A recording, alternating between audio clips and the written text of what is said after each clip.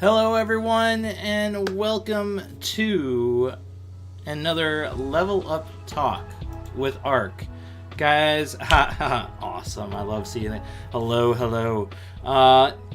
Guys, I love being able to hang out with you guys. I love being able to do these dives. I love chewing on nerd culture and some of the connections that have been going on.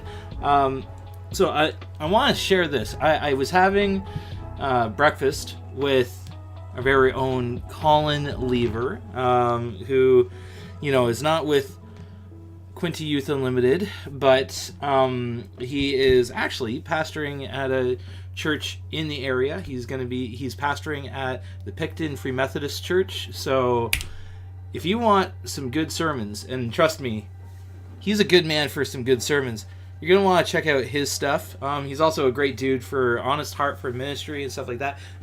Pasta, yes. 100% Solomon. I love the puns today. It's so good. No. If you want to check out a good church, if you are in Prince Edward County area, or you live in Picton or in the surrounding area, I would highly recommend you go over to his church. He's got a good heart for people. He's got a good heart for God. That's the big thing that we want to see, and in investing in the people around him.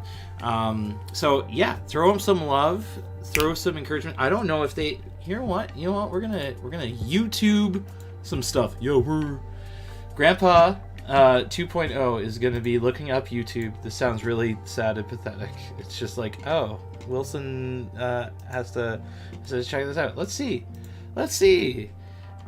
Picton Free Methodist. Whoa. Hold on. Picton. That's, I believe, the one. Oh.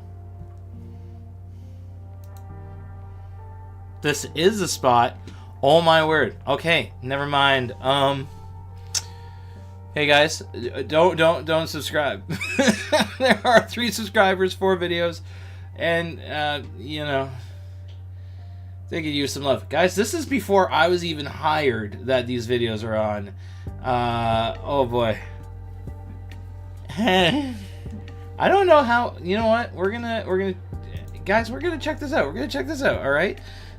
We're gonna figure out how to get the best, stuff for you. Picton. This is not how I thought the stream was going to start off with, I thought we were just going to be like, oh, it's all good, stuff like that. Weebly? Oh my word. Okay, so this is the church that he's working at. Our mission. Okay, Sunday mornings. Yeah, wow.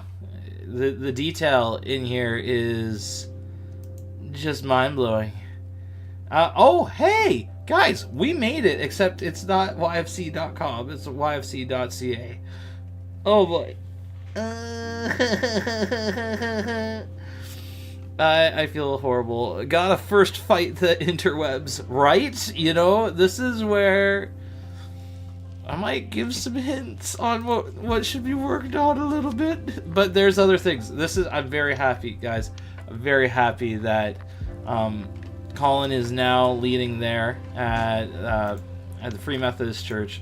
He is a fantastic dude. You guys have seen him on our podcast / our Nerds in the Word stream back a while ago. Solid dude. Solid. What? No, I don't. Just can I? About? Page isn't available right now. Oh, that's scary. Docs, right? Nothing like you guys now know how to find me. Really, if you spam me with emails, I don't know what I'd do. I'd probably be like, hi, I think you just need more hugs. Is probably what I'd say. You need more hugs, people. More hugs. Anywho. So what I'm trying to say is, you should totally connect and check out the Picton Free Methodist Church, because Colin himself is a fantastic dude to hang out with. He's a great guy. Had breakfast with him, and I'm excited. He's a good dude. Always need more hugs. 100%. That's 100%. That's just how it is.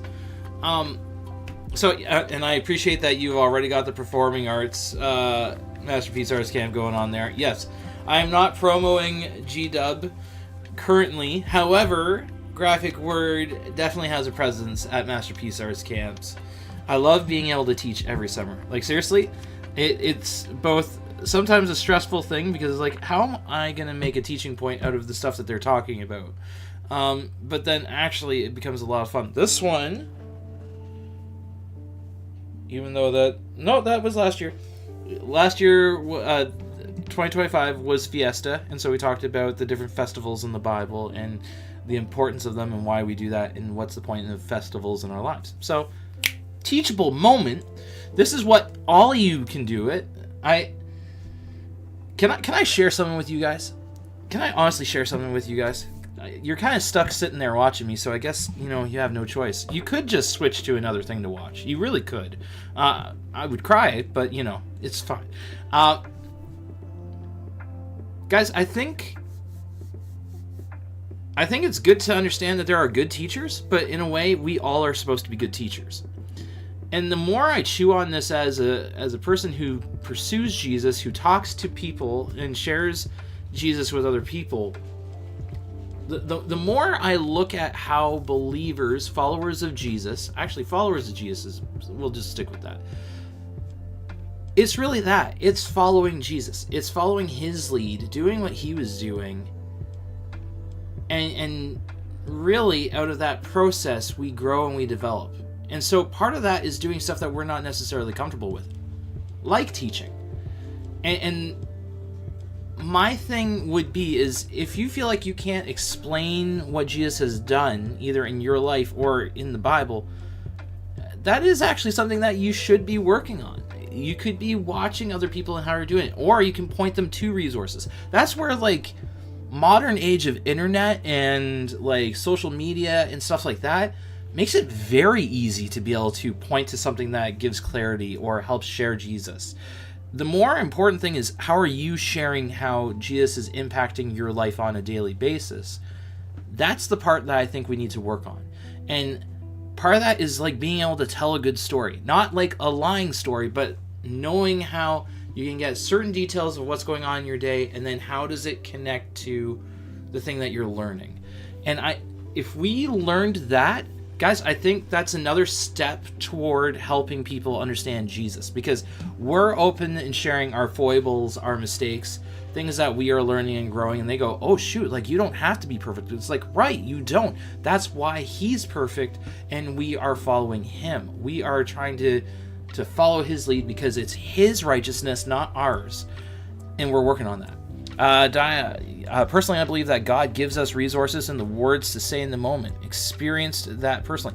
That's great. No, and I fully agree. I believe that's where, like, the Holy Spirit kind of creates these divine appointments, so to speak, where you're just able to share what's going on, and the Holy Spirit then can, like, use that and point it to exactly what the person's heart. I just actually shared, I don't know if this was on my personal Instagram account or on the Graphic Word one, on Fred Rogers, so Mr. Rogers, having like a conflict of a pastor that wasn't preaching right, and he was really upset with it, but then the woman who was next to him was in tears, saying that's exactly like God was speaking to me in that. And he was just kind of floored at the very idea that, like, someone else's best is what really is what matters. It's not whether Solomon thinks I'm, like, the most excellent theologian in the world, or if I'm able to preach perfectly in a way that's like, in certain ways and stuff like that. What matters is I'm giving my all in sharing Christ, in sharing Jesus, because I want you to understand, I want you to hold on, I want you to grow in that. That's what matters, and it's God then that does the work behind it. Like, you catch what I'm throwing down here? Like, do you see that difference? Throw a thumbs up if you can catch that vibe. It's not about, thank you, Solomon. Solomon, I really appreciate that you respond when I ask for, like, thumbs up for stuff like that. We try to be an engaging group here, or do something. But in my head, like, this is where that's faith meeting the road. Like, that's your actual faith being tangible and doing something, rather than you just have a whole lot of this know-how or knowledge and stuff like that. It's the difference between knowledge and wisdom, right? Knowledge, I can know a lot of things. Wisdom is then how do I implement it into my life and do it. So yeah, you never know exactly how the words you say will affect people, and it does more than you believe. I agree with that, and I see that in even how,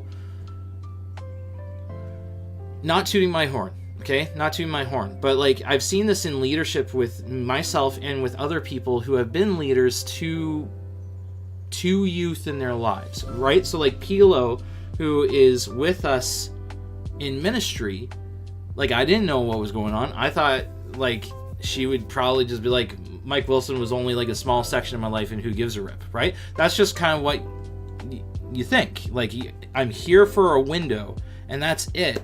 Nice. All hail Kara. Absolutely. I thought I was just like this window thing, but for Pilo, that actually made a difference to her.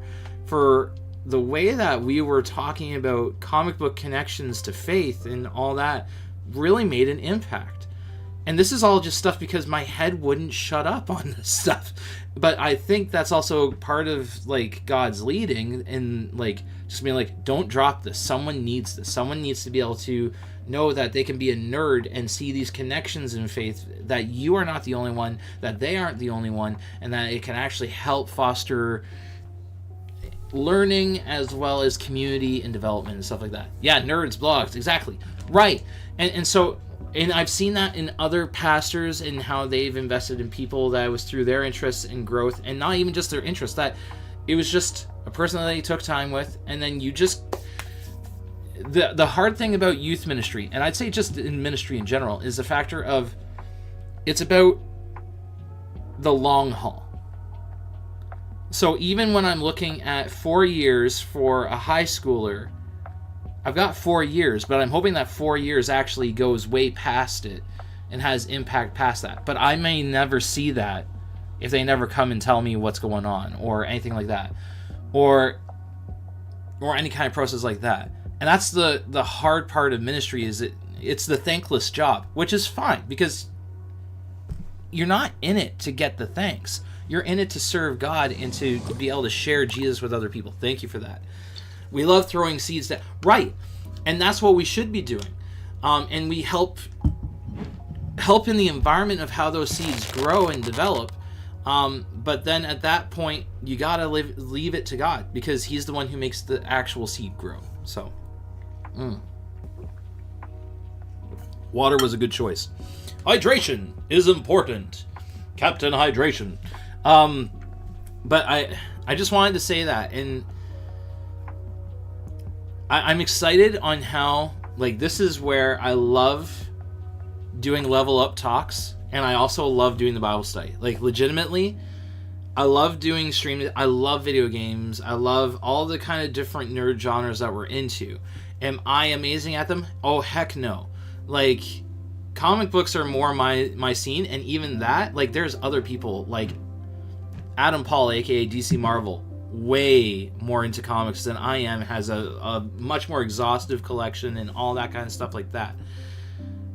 But do I take what I've got and I utilize what I learned? Yeah.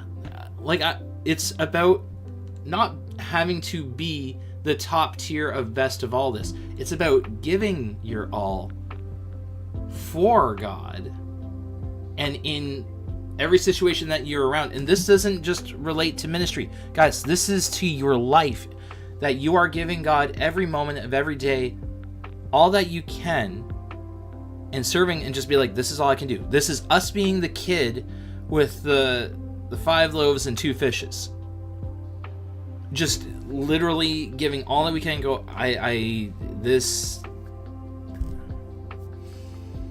it's not much, but here.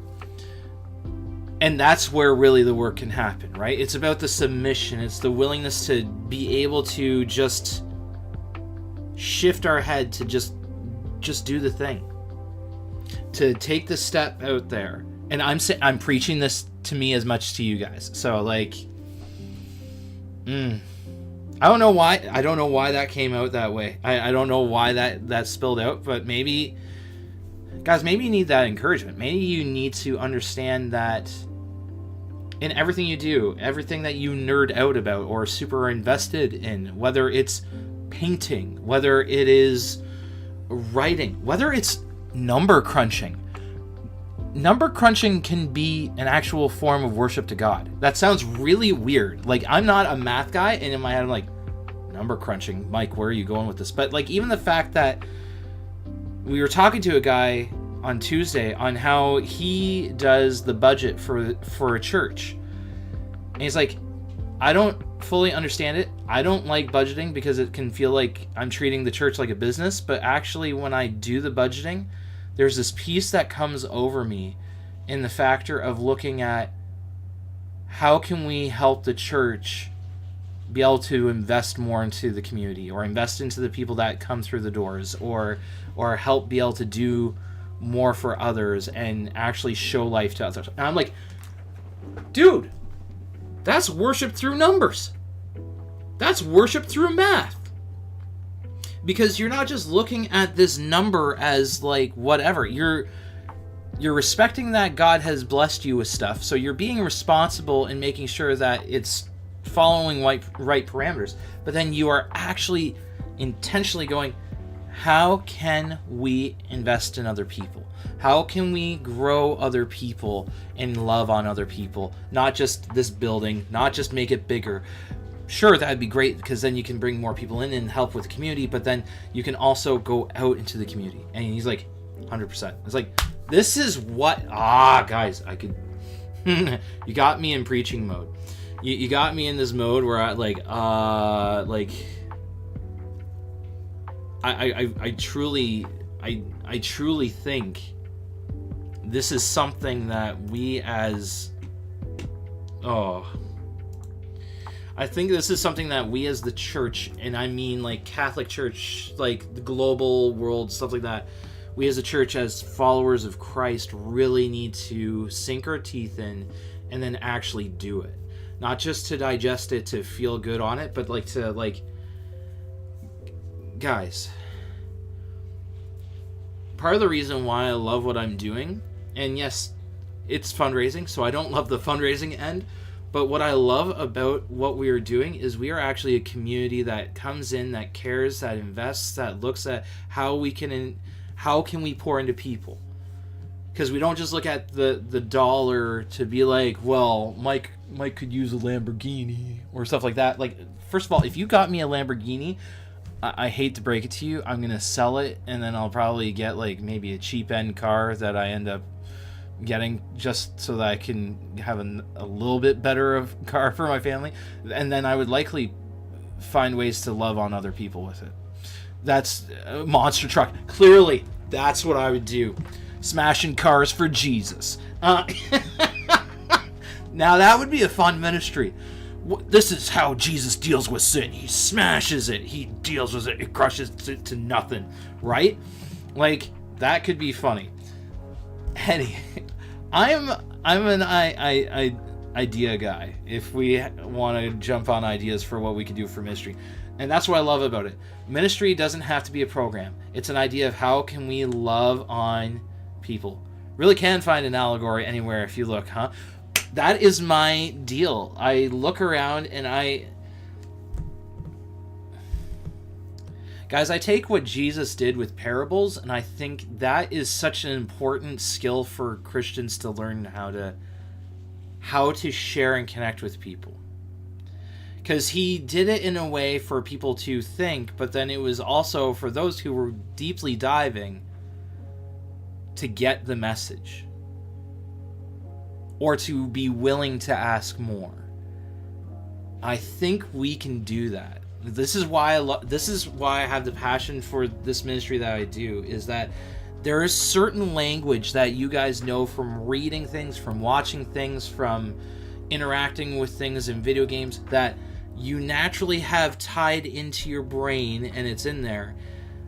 But all it takes is grabbing these moments, grabbing that moment, grabbing that thing that you saw, that visual, that thought. Like last week when we did the prodigal son in and looking at Robin and Batman, Jason Todd, like, it was right there. When you see the image of Batman holding Jason, I'm just like, oh my gosh, right there, that's the father holding the prodigal son. And it's beautiful. Is it a perfect analogy? No. But that's the process of, we tend to connect ourselves with these characters, with these fictional people, or even storylines that we can get it. Guys, I've related more this past year with Deku in his vigilante stage than probably anything else that I've read in comics. Because I could feel the burden, I could feel the push, I could feel why he was fighting the fight to the point of absolute exhaustion, brokenness, and the point that he even fought against his classmates who were caring about him. I got that. And I broke down like a blubbering baby throughout it all. This last season, man, has wrecked me because of the healing that Deku had going through that. And I just... Oh, cry. Right, the cry. For some reason, the cry button didn't work. The Nuggets mode. But anywho, so that's... yeah, that's where I'm at. That was a whole lot of speechifying. Let God use you. That's what I'm saying. If you're reading scripture, let God use you. Oh, reward wheel. Okay. I get a reward wheel for talking so much? Oh my goodness. You guys are actually a little too nice to me. How dare you? Alright, here we go. And 3, and 2, and 1. And what do we got from Johnny? Ha-ha! Remove a punishment from your wheel for 2 streams. Well, I don't know what to do about that, but sure, okay. We got it. We got it figured out. We logistified. We logistified that, guys. We figured it out. Okay. Are you guys ready for the talk now? Like, I'm already 26, well, probably longer than 26 minutes in. Anywho. What? How long? Oh, about 26 minutes. Been about 26 minutes in. We ready? You ready to get to the goods? To the discussiones of Rogue, Gambit, and Hosea? Question mark. Question mark. Fantastic. Solomon, I love that you bring popcorn every time. I love it. It's a fantastic idea. It's a good idea. All right. So, guys, I've been reading. Typically, when I'm bringing up talking points, it's because I've been reading in stuff. Currently, I've been listening to the Hobbit series and processing it. So you might get Hobbit stuff, but I'm trying to save that stuff for Walk to Mordor when it comes up in April. So storing teachable moments, guys. Storing teachable moments. I'm ready too. I'm just washing dishes and can't type. Awesome. That's cool. That's cool, Doc. You keep on washing dishes and rocking it. And when you can tell me I'm being ridiculous, you can do that. So, sorry. Anywho, today's topic is Gambit Rogue comic series that I've been reading because, simply put, I love this series. And that, I don't know why that clicked weird. That did. Didn't mean to send you on that goose chase. This series has been fantastic. I've been appreciating it. I personally read off of Marvel Unlimited because it's just a one-time thing that I get, and then I have unlimited amount of comics that are digitalized and goodness, and I can read it because I love reading digitally. And if I really like a series, then I buy the graphic novel of it because I'm just weird like that. Anywho, I want to show you guys this. So this is the comic series that I was reading called Rogue and Gambit. It's a fantastic, I repeat, fantastic. Oh, that doesn't help anything. That just makes it smaller. Okay. Well, I'm a little frustrated on that. Maybe? Okay. Whatever. Don't mind that, guys. Don't mind it at all. Alright. Rogue and Gambit. Fantastic. First of all, reading is fun. Yes. And even having fun isn't hard when you got a library card. Arthur taught me that as a kid. Rogue and Gambit was a fantastic comic series because this is in the midst of the Krakoan kind of story arc where X-Men live in Krakoa, which is like the X-Men utopia and all this. This is after Rogue and Gambit have gotten married. That's right, they finally tied the knot. It was good. Rogue and Gambit over Batgirl and Nightwing. You know, I like Batgirl and Nightwing because they're a little bit more stable of a relationship. Rogue and Gambit have been on and off and going through so many things. If I was to relate it to anything, if I was to relate their relationship to anything, it would be Love the Way You Lie by Eminem and who was the female artist that sang in that one? Oh, I can't even remember. I mean, Rogue and Gambit win by accent alone. Oh my word, yes. Like, accent-wise, Rihanna. Thank you! I thought it was Rihanna. Thank you, Solomon. This is why you do the fact-checking. No, I loved it. Oh, no, nothing like a Southern woman for her accent. Again, Rogue was a childhood crush. I'm sorry. That may seem weird to you guys that I could have a crush on a fictional character. 5-year-old Mike was just amazed at the quality of women that were coming through animation. Like, there was Belle, there was Rogue. Like, really, I didn't need it. This is why brunettes are a thing. This sounds horrible, but like that's probably why I love my wife being a brunette, because legitimately the two most awesome animated peeps. Yeah. Now I want to see Gambit do Shakespeare. Oh, Shakespeare would be sick. Oh. You know what? I would love to. We'll have to do that as a segment sometime. Yeah, we're going to do that as a segment sometime. That would be fun. I'm going to have to work on my Louisiana accent. New Orleans accent. Not Louisiana, but New Orleans. New Orleans. Share. Yeah, Gambit playing Macbeth. Oh, that would be sick. Dude, I want a Romeo and Juliet with Rogue and Gambit. This is now a thing. Having crushes on fictional people isn't the worst thing. It just means they're your type, right? Like that's. So I like strong women that like to read. I'm okay with that, and are willing to deal with scoundrels and big hairy beasts. I'm not a scoundrel, but I am big hairy kind of guy. So like, this kind of worked. Guys. Anywho, back to the topic.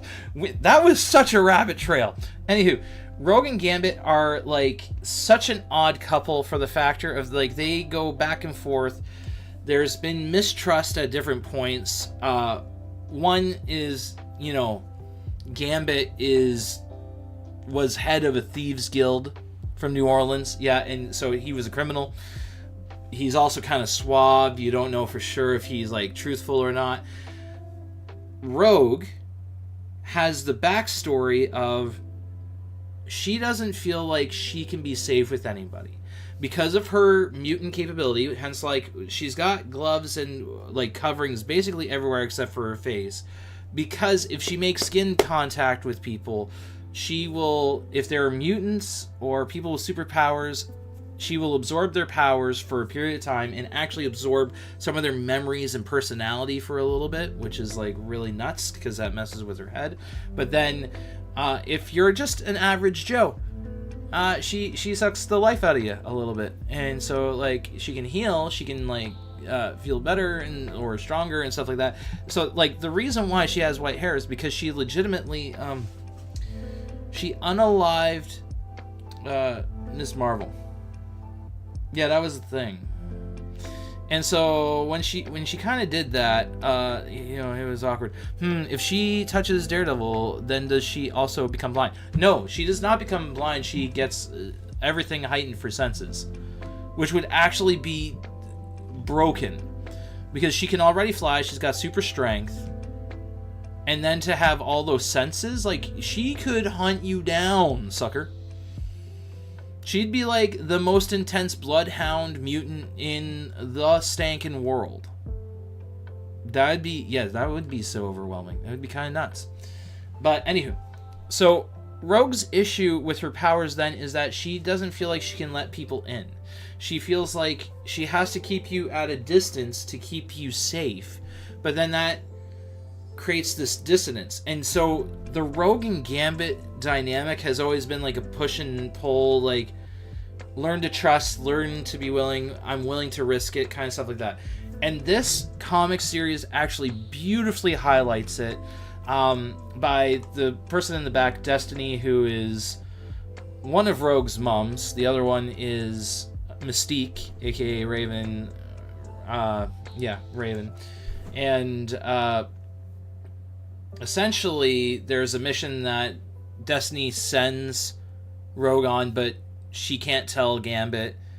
And so throughout this series, Rogue has to do something that will apparently save mutant kind, and is going to then be able to help them in some way or form. But Gambit doesn't know, and Gambit's a little bit unsure. I'm in a meeting, and no one pinged me. Rabbi, I can't help you. I can't help you, okay?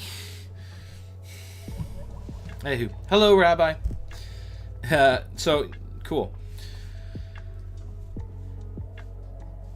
But this is the whole story arc, is that then Rogue is on this mission that Gambit comes along because at this point they're married. And so Gambit and Rogue are like on a mini vacation for themselves as a couple, and you see like this pull back and forth between, how they can communicate, how they can trust each other, how can this work out for them to be able to do things. And there's like fights. I love these moments though, where there's like little brief moments of, hey, mutant powers, they're gone, so that means Smooch Fest. Which I don't get how that works. Because I know in Krakoa, it's like as if things are nullified and they don't have to worry about it. But, like, they're not in Krakoa. I love the coupley vibe, though. I love it. Again, Gambit and Rogue, it's a legit thing. But I love the push and pull that is Rogue and Gambit for that. And so the one that I'm telling you about is the one that was done in 2023. Check out that series. It was fantastic. But it's a pull back and forth of, like, can I trust Rogue on what's going on? And Rogue gets to a point where she's, like, got a whole bunch of people's powers and it actually is controlled to kill Gambit. And she's telling Gambit, go, run away. Like, you can't take me. And Gambit's like, even if I have to die, I'm not leaving you. I am staying here. I trust that you can beat it. We have gone through so much together. We'll go through this together as well. And it's just like, it's so good. It's so good. So Rogue's best bet is that kid from X-Men Last Stand. Right. So essentially they need to live with Leech. And just like, Leech just needs to be around with headphones. Because Gambit has one thing on his mind and one thing only, and it is not clean thoughts. I'm just telling you. There's a reason why telepaths won't actually look into Gambit's mind, is because he fills it with lots of not good things on intimate levels that will horrify and mess with your brain. Yeah. Don't do it. So, anyway, but I love that there's this trust that's working on it. And throughout the series, it's great to see that going on. It's not a perfect example of what trust looks like. But again, this has happened in the past where Gambit was kind of like doing some shady business onto the side, like for the Thieves Guild, and there were some things that he couldn't trust, and so Rogue, time and time again, would fight for him, would trust that things are going to work out, that she would pursue that, and it's beautiful. Ooh, so that's why Professor X is bald, right? He read the wrong time, and it just there are things you don't need to know. Awkward moment. But yeah, so that's Rogue and Gambit. So then you're like, okay, Rogue, Gambit, Hosea? Question mark. How does that work? Well, we're going to flip our Bibles. If you have a physical Bible, join in with it. If you do not, then, well, we love on you, and you can follow along with us anyways. So, we are in Hosea, chapter 2. Yeah, that's right. We're going at this. And what we are going to be doing is we're going to be processing. First, I'm going to talk to you guys on Hosea. And I love how Rabbi is here, so I'm going to get corrected probably so much more on this and reworking all this kind of process. So get ready for the double teaching. But here it goes. The thing about Hosea, okay, when you're reading it, Hosea is a prophet, and God gave Hosea one heck of an interesting way of working out something. So Hosea is the prophet where God told him, Hosea, I need you to marry a prostitute, a woman of the night, as it were. And through her, you're going to have kids, and you're going to name them some not great names. Like, legitimately, the names for these kids were pretty rough. Like, you guys ready for this? You ready for sadness and all that goodness? So Gomer was the wife's name, and had weaned Lo Ruhumah, which, by the way, means not loved. Imagine naming your kid not loved. Oof, rough. Then the Lord said, name him Lo Ami, which means not my people. Ooh. Okay, so not loved, not my people. Oh, and then this is where God is essentially setting the pace that this is a connection to Israel. This is a connection to the people here of Israel who have chosen to focus on other gods, other things, instead of me. So, Hosea, I'm going to use you and your wife as a physical demonstration of what's going on with me and Israel spiritually in our marriage that has gone on, and you're going to be the very direct lesson on that. How many of you feel uncomfortable with this already right now?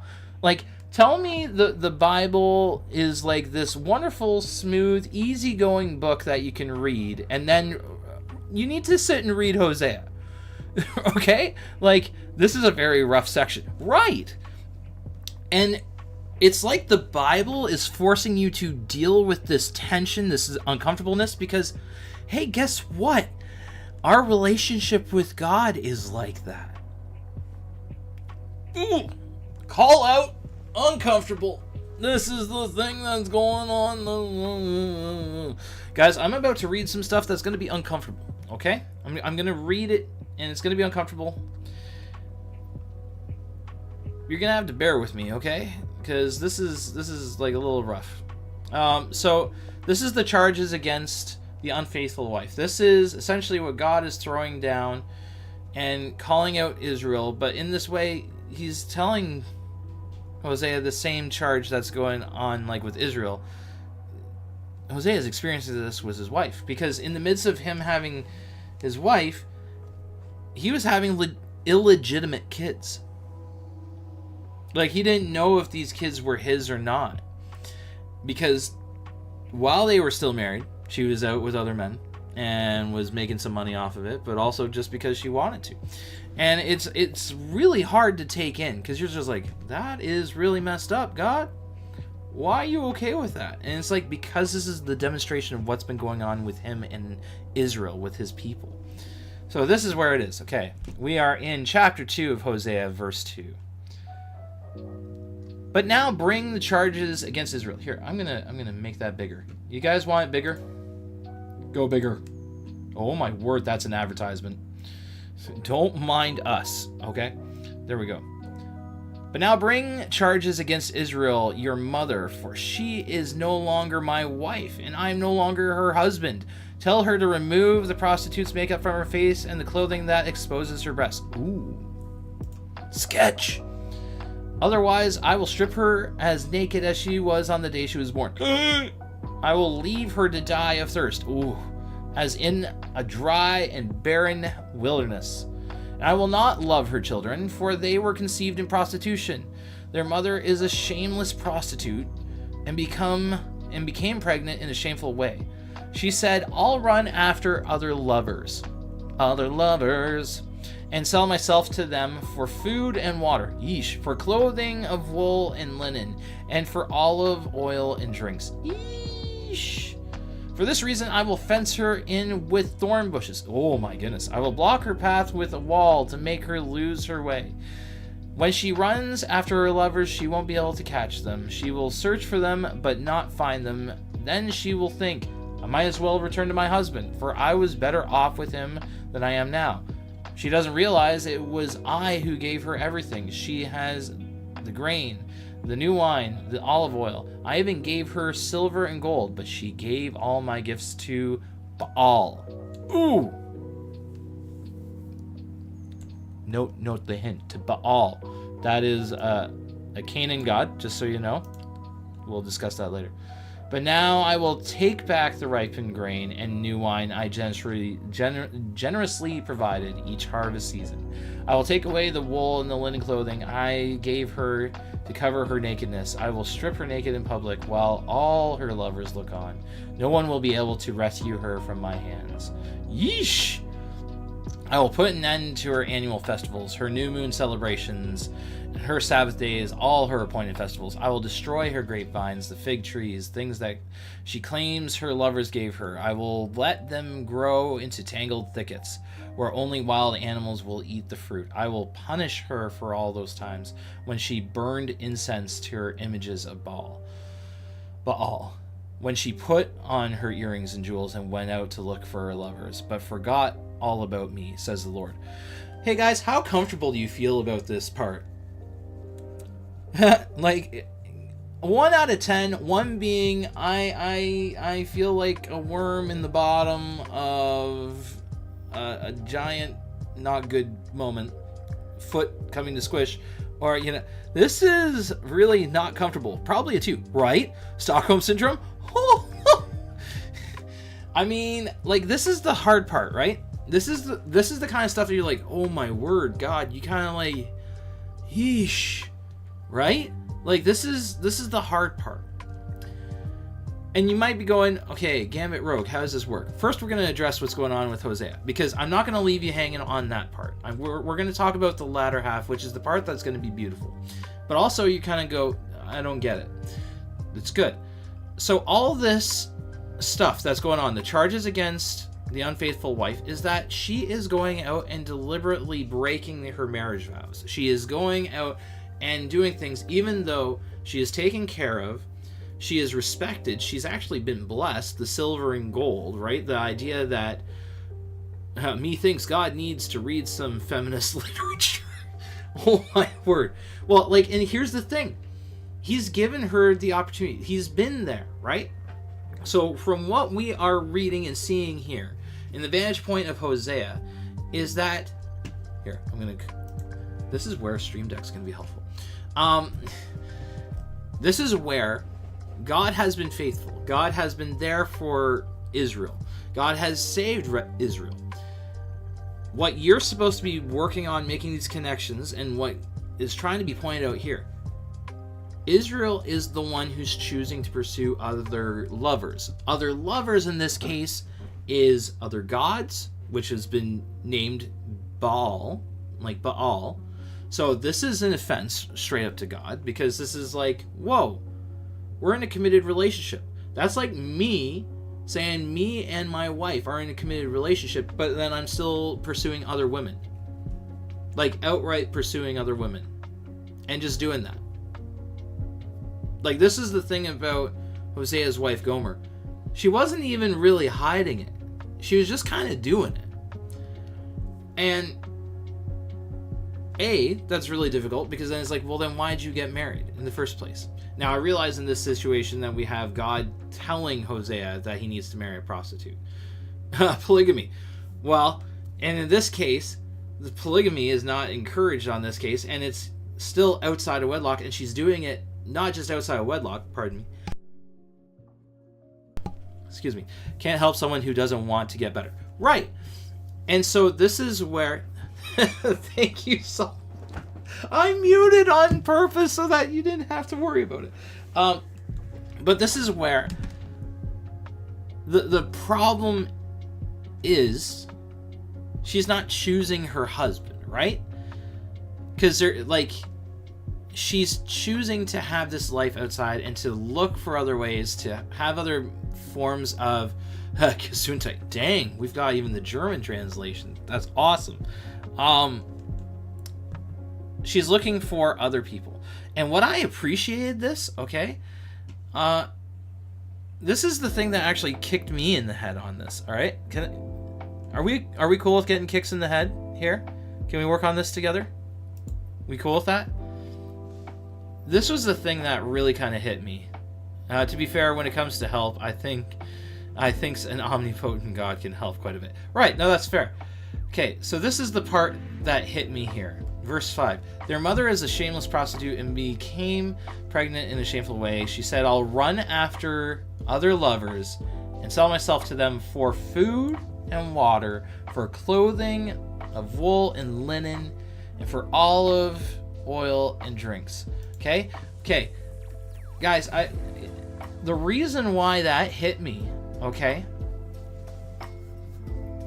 The reason why that hit me is because I actually do the same in how I try and handle things on my own. Or how I try and think that other things are going to provide me security, peace of mind, rest. And guess what? It doesn't work. It actually, when I'm pursuing these things, and I want to emphasize that this is why the emphasis from Jesus is like, why are you worried about whether you eat, drink, or stuff like that? It's because when we start focusing on our own form of provision, our own form of like, we have the control over it, it then becomes a way that we cheat on God. It's a way that we are encouraging, because it's a seed of mistrust that's then developed into an action of demonstration and stuff like that. Why she feel the need to sell herself though? Well, and that's the thing. It doesn't make sense, because in this case, where was it? Where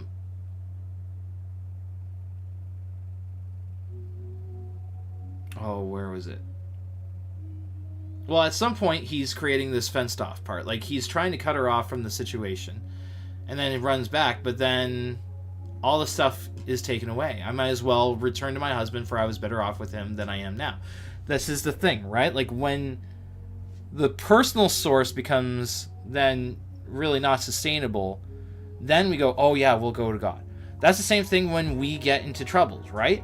And not that going to God when we're in trouble is bad, but also if we've kind of chosen to push God to the side and like we try and solve it all on our own, or we try and be like, well, no, God, I figure out me. It's my life. I'm going to do it. Like, hi, guys, this is like me. This is like a square kick in the head for me on this. It's the reminder that I know God has provided. I know he's been our sustainer. He's the one who's been faithful. But here I am trying to do that. And when that doesn't work, then I'll go, oh yeah, okay, now God, hey, things are sucking. Things are rough. Hello. And I just kind of expected, like, after I pursued other things and that didn't work, then I'll go to God. Not instead of, I'm going to pursue God, I'm going to sit with him, listen to him, follow that guidance, and then in the midst of it, trusting, right? Like, that's what a whole marriage and relationship is about, is like, you don't know for sure how life is going to go in your marriage. You just know you've got each other, and that at the end of the day, it's you and the other person. And you're going to go through life together, and you're going to face what you can face right then, right there, you know? So this is the thing that we kind of chew through here. Verse 8, she doesn't realize it was I who gave her everything she has, the grain, the new wine, the olive oil. I even gave her silver and gold, but she gave all my gifts to Baal. There's another call out. We forget that everything that we have is already grace that's been given to us by God. Everything that we have is a gift from God. Us being able to talk is a gift from God. Me sucking wind, you hear me say this time and again, sucking wind is a gift from God. Regifting, right. Regifting, but to the wrong thing, right? Like, it's not appreciating the giver, because it's not saying that she realized it. She just goes, oh, well, I may as well return to my husband, for I was better off with him now. It's not about, holy snap, like, all this cheating about is actually ruining my relationship with my husband. It's, oh, my resources are tapped, I should go back now. It's not even consideration of the relationship. It's using him. And so this is why he's taking it back. That's why he's like, fine, all right. Like, this is where I found it interesting. The follow-up here in verse 11, I will put an end to annual festivals, her new moon celebrations, and her Sabbath days, all her appointed festivals. This is pointing to the key points that were supposed to be going on with relationship, and reminders of how God has been there, that God does care for them, that God is willing to fight for them, has actually rescued them before they even did anything. I'm going to take them all, because she doesn't appreciate it. She doesn't care about the things that I've done for her. She just cares about what I can give her. And that's like our relationship with God. And so in this case, how I'm connecting this and how I'm seeing this is God's kind of like Gambit and we're kind of like Rogue. And you're like, whoa, hold up. And this isn't like men versus women kind of concept, because Rogue and Gambit are an imperfect example. And I say that because it's both ends that are broken, that are both messed up, that are both needing healing. In this case, God legitimately has invested, has poured out, has fought and defended for the people, has said, I'm going to have you as my chosen people. I'm going to invest in you guys, and through you, you're going to be blessing the world. And he's followed all that he said he was going to do. It's humanity's end that was not getting it. Because we got stuck on survival mode, we got stuck on our own idea of like what we think is better, how we should be handling it. And so then, of course, there's a severance tie in relationships. And this is what I find interesting. He pushes her out into the desert. Yeah, but then I will win her back once again. I will lead her into the desert and speak tenderly to her. Okay, this is the flip around. Okay, we didn't read this part. So this is where I want to sit with you guys, okay? Because the latter half gets better. Okay? This is after, like, he's pushed her out because she's chosen to give all these things to God, to other gods, to pursue other beings, to get power, to be sustained, and thinking that they're going to be the direct sources of success and growth and development. In this case here, what's being thrown down, okay, the follow-up after pushing her and going, fine, you want to be with them more than me? Fine, you do that. But like, you're cut off. And guys, this is like the demonstration and talk of what's going to happen with Israel going into exile. This is all going into that development that they are going to go into exile. But God is not going to leave them there. And in fact, it's in the desert that he's going to invest, that he's going to be whispering. It's a closeness, it's a tender. Okay, I'm reading ahead. Sorry. We're going to read this. Okay, you guys good? Good for more reading? Thumbs up, thumbs down, kooky sign for I don't know what to think. My brain's fried because Wilson keeps talking.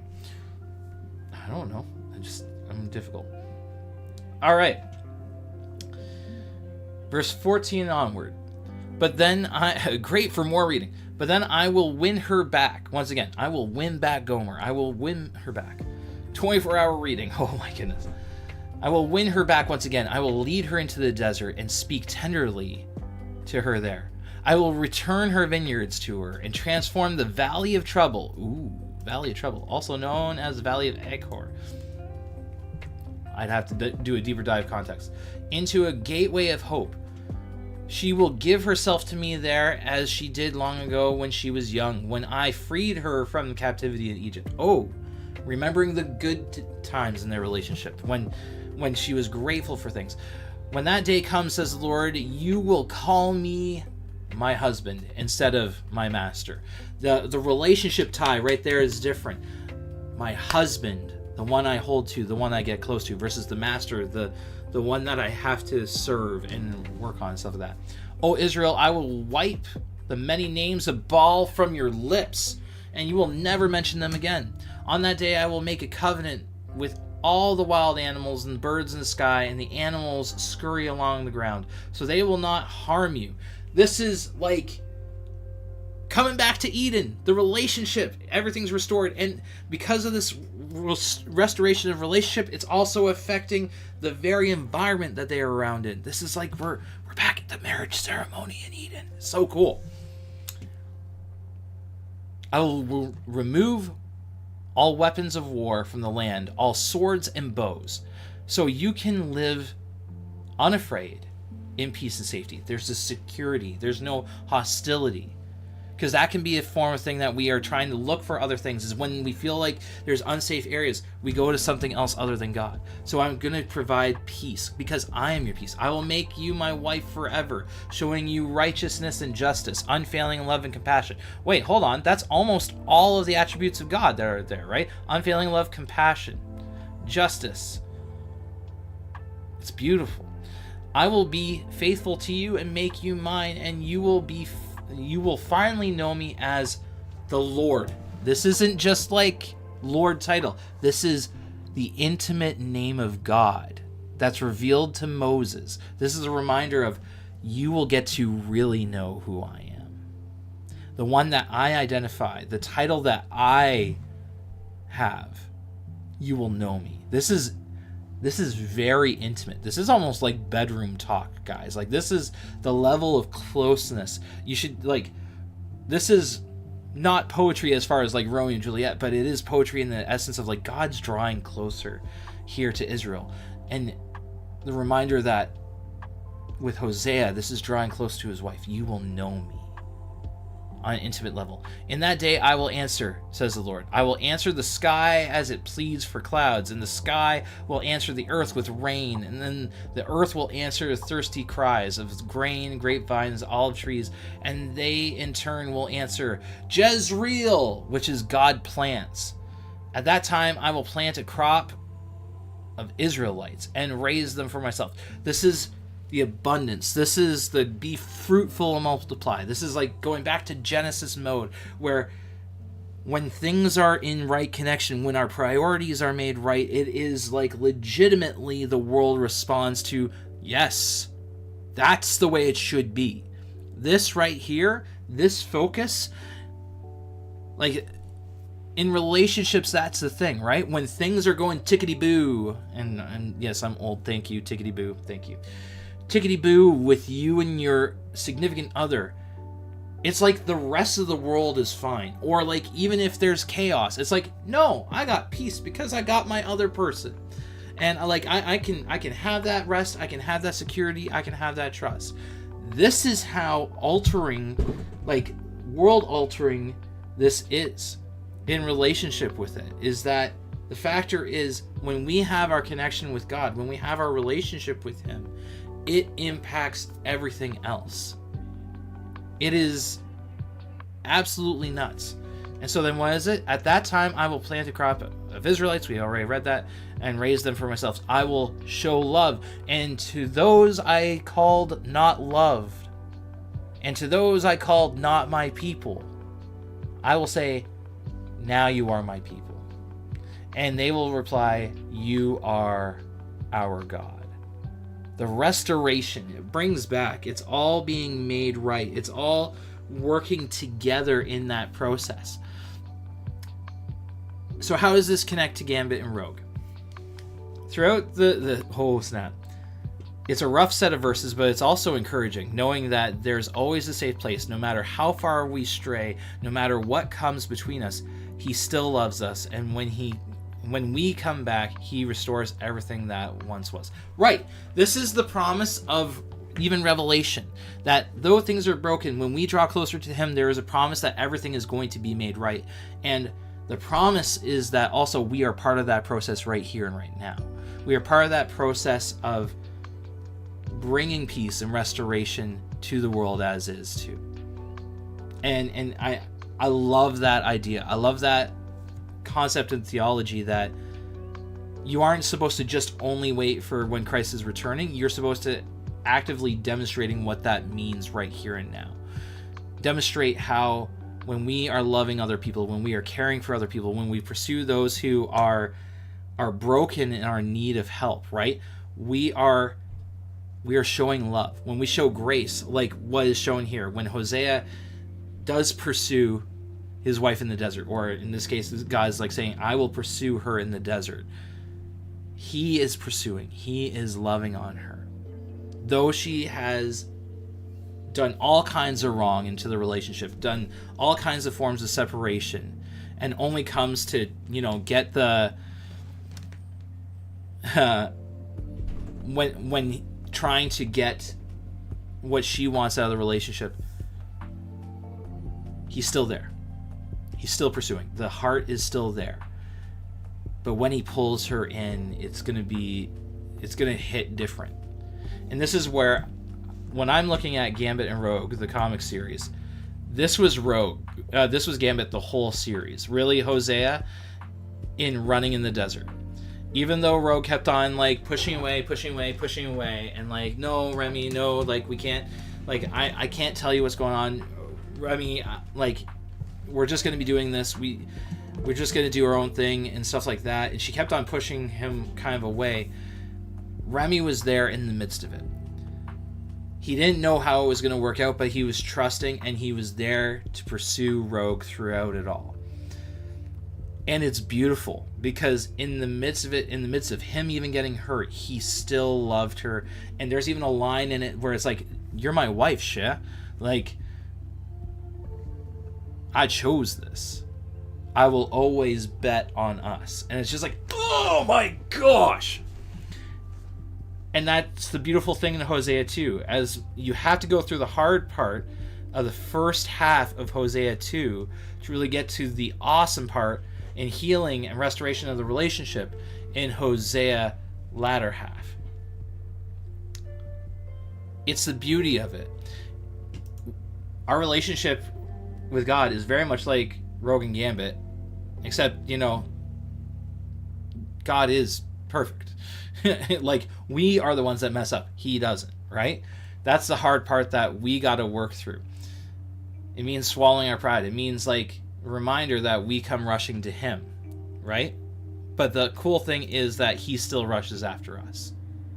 He still loves on us. He still cares about us to pursue us in the desert. And the hard thing is we go pursue into the desert and then say those things. What the heck? That's not cool. Why not a nice luscious vineyard? Why not when things are right?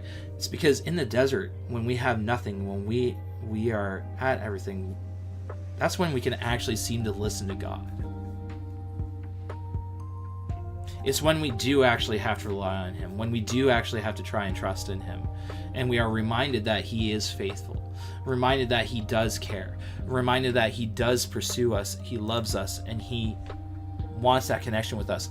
We need to then choose that too. And even when we choose that, it's not all going to be tickety-boo. It's not going to be perfect. But that's how the relationship is supposed to be. That it's us pursuing him. And the more we listen, the more we sit with God and listen for his direction, looking at how we can invest in the world around us and bless other people in that, guys, then we're getting it. then it's like the world gets blessed through this union, blessed through our relationship, that things start going right. And it's not like put it out into the universe and you'll get it back kind of stuff like that. But the idea that when we are in that right relationship with God, when we are holding into him and trusting in him and willing to trust in him, okay? You choose to trust in somebody. And God is, one of his main attributes is he's faithful. Right? Filled with unfailing love and faithfulness. The hard part is we don't always like that. We like the idea that he's faithful, but then we are going to be unfaithful and do that. And we got to double check on ourselves, because we can make gods in our own hearts that take over and push God out in that relationship. So here's my challenge for you. Level up challenge, Rogue and Gambit style, okay? Yo, mon amis. I don't actually speak French all that well, so I'm sorry I butchered that hard. My fam jam, fellow nerds. My question is, are you willing to put the trust in following God? Are you willing to put your trust in him, saying, God, I don't know what's going to happen in life. I don't know what the plans are, stuff like that. Idea for punishment wheel. Whole stream in Gambit accent. That'd be actually cool. That wouldn't even be punishment. That would be fun. I would like that. Except you guys would get... It'd be you guys getting punished for that. But here, no. Look at it in a relationship with you and God. I'm not saying whether, like, you need to gauge whether you've been faithful or not, because let's face it, we mess up. We're broken. But my challenge for you is to write down how you have seen God been faithful in your life. By people bringing in, like, people he's brought into your life. That has been a help to you. By when you've read scripture or sat in his word and he has brought something to mind or to light that has been encouraging, challenging, growth development, inspiring, you name it. More often than not, God is faithful, because he is faithful. That's his character. So as in a relationship, how are we being faithful to him? How can you be faithful to God today? How can you invest in your relationship with him today? And then the other part of a relationship is bragging about the person that you're with, because that's actually a lot of fun. I like bragging about people. Don't mind that. Rick Ann was just saying hi. Anywho, that's your challenge. How are you maintaining your relationship with God? And then how are you sharing with others the awesomeness of your relationship with God? That's your challenge for today. All right, prayer requests. Hit them up. Oh, yes, hydration. Oh, yeah, the desert is interesting. Pillar of cloud in the day when the path is easy to see. A pillar of fire when the Israelites were in darkness and their eyes were dim. Something genteel, like a cloud, would be harder to conceive. A fire is hot, it's scary, but shows a bright light. Maybe that's what's needed most in the darkness. Okay, prayer request, here we go. Yes. I don't have snacks! Oh, old hot tamales. Guess that's what the snack is today. Actually, no, that should not be the snack right now.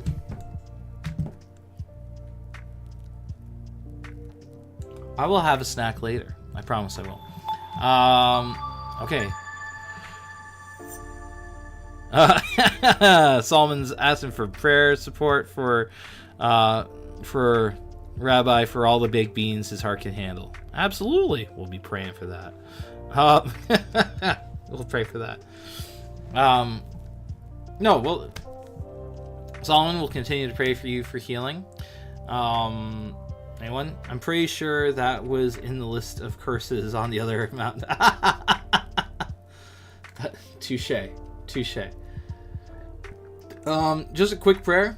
We are going to go to a family gathering tomorrow over in Cambridge, which is about 2-ish hours away. Maybe closer to 2.5. So just prayer for that, for safe traveling tomorrow. It'll be good, but yeah, it's going to be a long day of traveling, and we got a busy weekend that's going on too.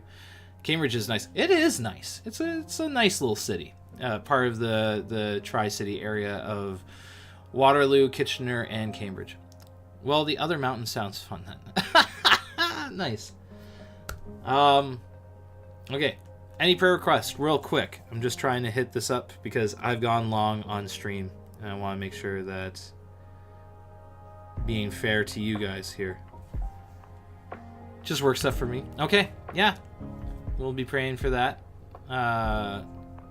Rabbi, any quick prayer requests you want to throw down? Thinking, processing. Da da da da da.